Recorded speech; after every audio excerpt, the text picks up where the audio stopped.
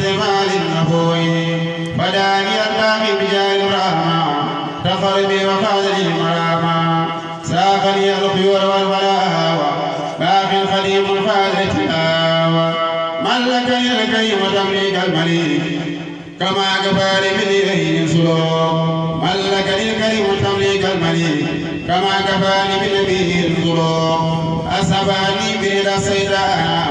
من قادري ساب والأوتانا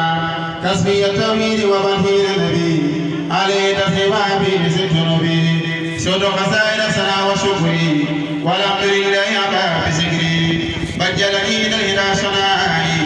على كريم المعنى تسيم وجعل تكريما على الذي ولا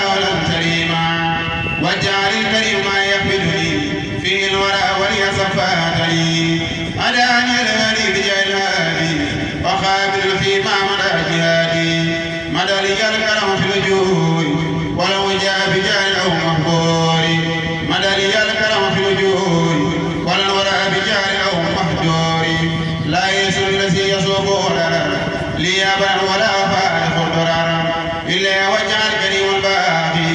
كرمه الباقي إني باقي يقودني باقي تفضل الكريم بلا نهاية كالميلاري زلل لي باقي والأقرافا في أبي الإنسان وخير الخافا لست أخف وابا فالله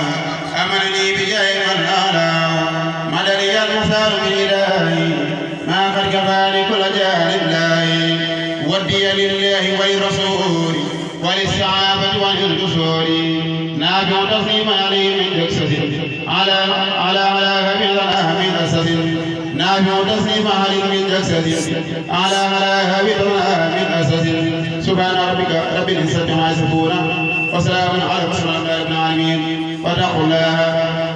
ودين ربي وخليلي والحبيب وهو الذي كل أغنى عن تبيب أذكره على سقنعاي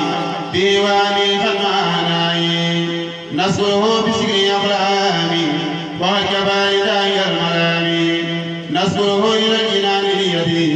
لو بلا ملامة الكل يدي تذكره إلى الجنان بيدي لو بلا ملامة الكل يدي قولي لا إله إلا الله